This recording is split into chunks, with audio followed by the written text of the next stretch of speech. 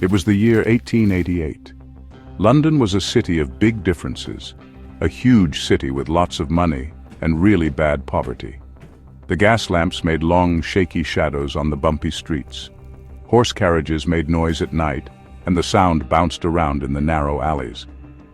But behind the fancy look of good Victorian society, people were starting to feel very uneasy, especially in the East End of the city.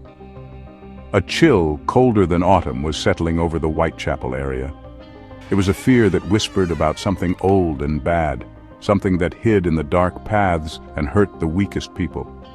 It wasn't just the fear of regular crimes, it was something new, something very scary and very personal.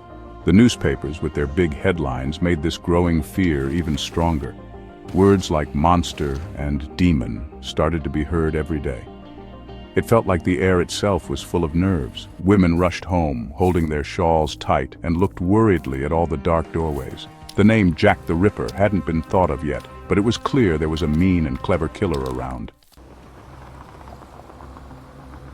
Whitechapel in 1888 was like an ugly, open wound on the face of London.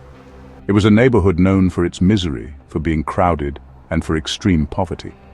Thousands of people were crammed into old, dirty buildings, often entire families living in a single horrible room.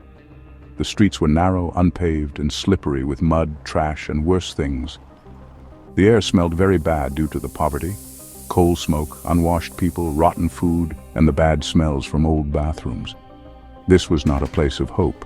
It was a place where survival was an everyday struggle, where despair always accompanied its poor inhabitants. The very shape of the neighborhood, a maze of dark courtyards and unlit paths, seemed made to hide secrets and make crime easier. The people were a fiery mix of immigrants, mostly Irish and Eastern European Jews running from trouble, and poor English workers. Many women, pushed by extreme need, turned to selling their bodies to feed themselves and their children. They worked in the dark alleys and at the entrances of houses, with no protection and in plain sight.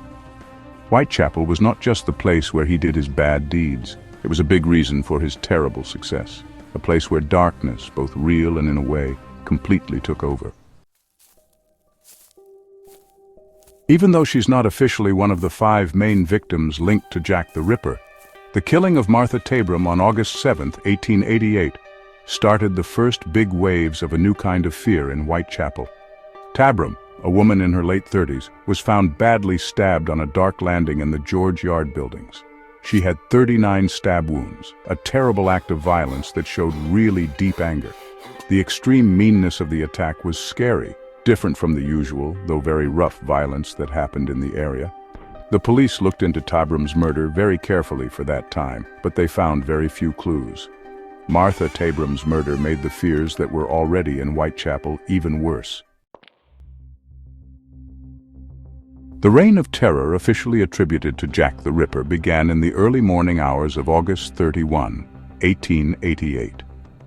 Mary Ann "Polly" Nichols, a 43-year-old woman separated from her husband and struggling with poverty and alcoholism, was his first official victim. A carter named Charles Cross found her body in Bucks Row, a dark and secluded street. She was lying on her back, her throat cut so deeply that she had almost been decapitated.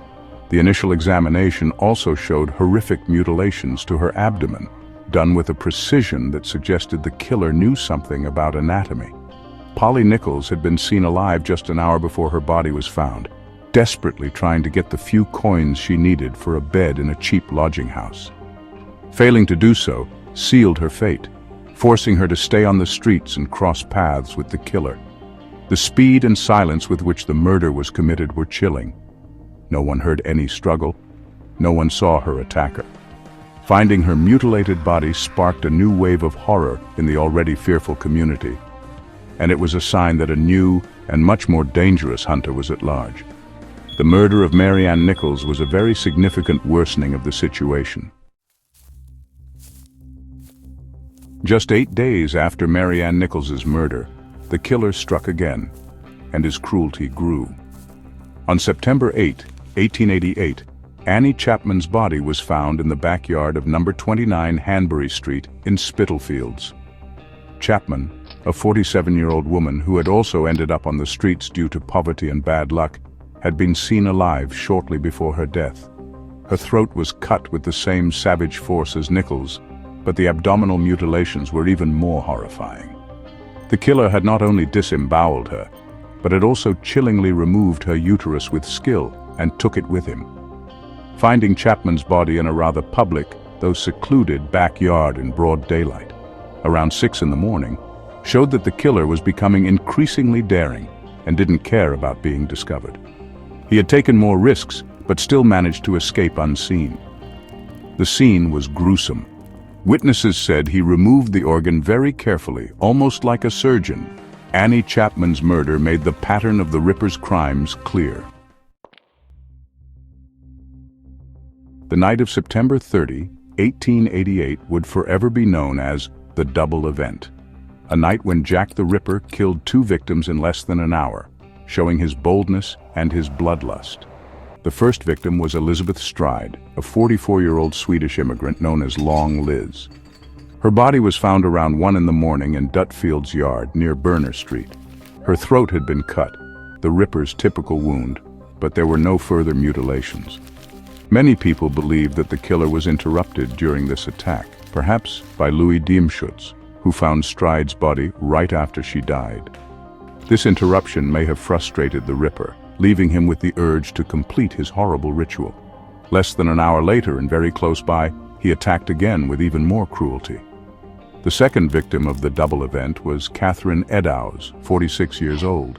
Her horribly mutilated body was found around 1:45 in the morning in Mitre Square, in the City of London, being the only time the Ripper acted outside the Whitechapel Police District. The double event and the graffiti made the search for the killer more intense, and the mystery of who he was and why he did it even greater. The last official murder, and by far the most gruesome, happened on November 9, 1888. The victim was Mary Jane Kelly, a young woman around 25 years old, who, unlike the other victims, was killed inside, in her small room at number 13 Miller's Court, near Dorset Street. This change of place gave the killer a lot of time and privacy to do his terrible work. The scene that Thomas Bowyer, a rent collector who went to Kelly's room, found was an unbelievably bloody mess. The damage was so bad that Kelly's body was hardly recognizable as a person. Kelly's throat had been cut all the way to her spine, her face was badly cut, her breasts were cut off, and her inside parts had been taken out and spread around the room. The killer had spent hours cutting up and taking out her insides and had put some of her body parts on the nightstand. The murder of Mary Jane Kelly was the worst part of the Ripper's scary time. After this, the murders stopped all of a sudden, at least the ones that everyone agreed were his. Something that made the Jack the Ripper case even more mysterious was all the letters that came to the police, news reporters, and special groups saying they were from the killer himself.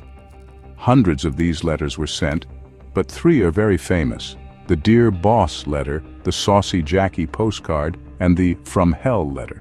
The Dear Boss letter, which the Central News Agency got on September 27, 1888, was the first time the famous name Jack the Ripper was used.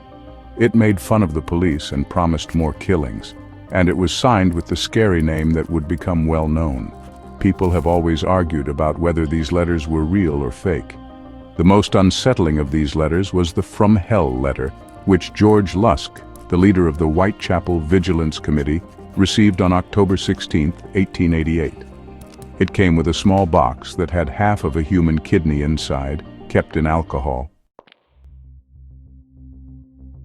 Who Jack the Ripper was remains one of history's greatest unsolved mysteries, and the list of possible suspects is long and very varied, from those who seem plausible to the strangest you can imagine.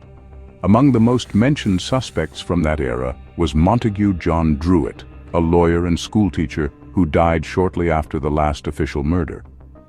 The police believed he was a prime candidate, perhaps because of his supposed sexual madness, and because his death by suicide in December of 1888 fit the timeline very well. Another important suspect was Aaron Kosminski, a Polish immigrant living in Whitechapel, whom Police Chief Melville McNaughton pointed to as a possibility in a private report in 1894. McNaughton said Kosminski had a strong hatred for women and powerful urges to kill. In the end, he was committed to an asylum. Recently, DNA tests supposedly linked Kosminski to a shawl said to belong to Catherine Eddowes. Although there has been much debate about the validity of these tests, due to doubts about whether the shawl was contaminated and where it actually came from. Other suspects included Surin Klusowski, also known as George Chapman, a Polish serial poisoner who murdered 3 of his wives.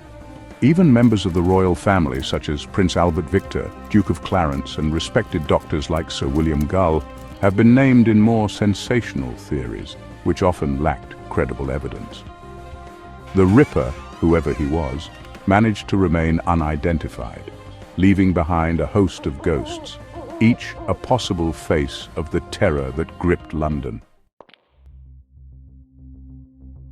Jack the Ripper's reign of terror, though it only lasted a few months, in 1888, left a big mark on the history of crime and popular culture. He wasn't the first serial killer, nor the one who killed the most, but the mix of his gruesome methods, the mystery of who he was, and the media scandal surrounding his crimes created a legend that lives on today. The name Jack the Ripper became a symbol of the darkness hidden beneath Victorian society, a chilling reminder of the cruelty that can exist even in the heart of a supposedly civilized empire. His crimes showed the harsh realities of poverty and social neglect in London's East End. The Ripper case had a great impact on police and crime science. The police's frustration at not being able to catch him, despite a massive search, showed the limits of the investigation methods of the time. It made people talk about the need for better crime scene care, more organized investigation methods, and the importance of understanding why criminals do what they do. The case also made newspapers print exciting stories as they tried to give the most gruesome details, often mixing truth with guesses. In the end, maybe part of Jack the Ripper's lasting power is that we still don't know who he was. The shadow of Jack the Ripper will continue to be big, a reminder of a time when terror walked the gas-lit streets of London, and a reminder that some mysteries are meant to last, challenging and fascinating us through time.